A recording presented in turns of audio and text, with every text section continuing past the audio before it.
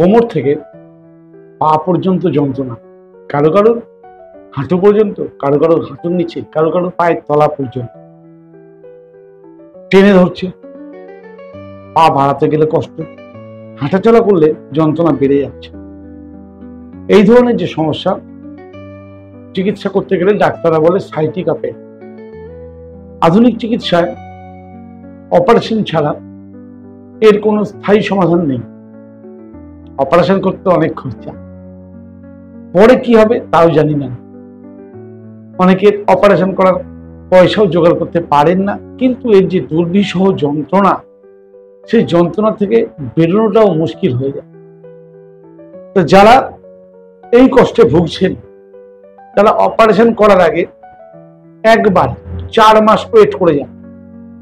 আমি একটা বিনা পয়সা ঘরোয়া চিকিৎসা বলছি, যে চিকিৎসা আপনি 4 মাস করুন, সঙ্গে কিছু নিয়ম মানুন, আপনি সম্পূর্ণ সুস্থ হবেন।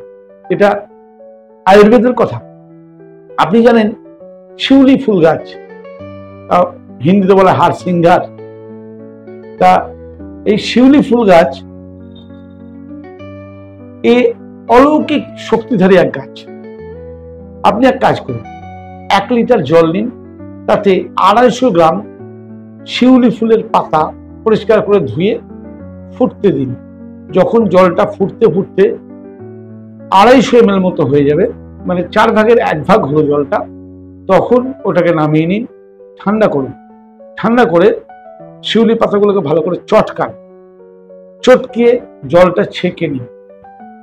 তাতে 10টা কেশরের পাপড়ি, একটু দামি ঠিক কথা, কেশরের পাপড়ি, ওই জলটায় 10টা পাপড়ি গুঁড়ো করে জলে ভালো করে গুলে দিন। মোটামুটি 200 ml জল হবে, অর্থাৎ 2 দিনের ডোজ তৈরি হবে এইটা। প্রতিদিন সকালবেলা খালি পেটে 100 ml জল আপনি খাবেন। টানা 40 দিন খাবেন, একদিনও বন্ধ দেবেন।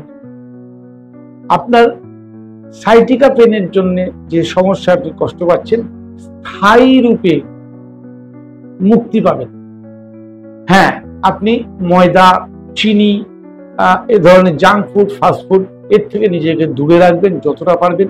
আর কিছু ব্যায়াম করবেন, যেমন মর্কটাসন, কোটি চক্রাসন, এরকম ধরনের কিছু ব্যায়াম করবেন। পিছনে ঝোঁকা ব্যায়াম করবেন, সামনে ঝুঁকে কোনো ভারী তুলবেন না, সামনে ঝোঁকা ব্যায়াম করবেন না।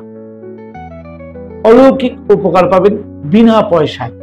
একবার কষ্ট না পেয়ে করে দেখুন,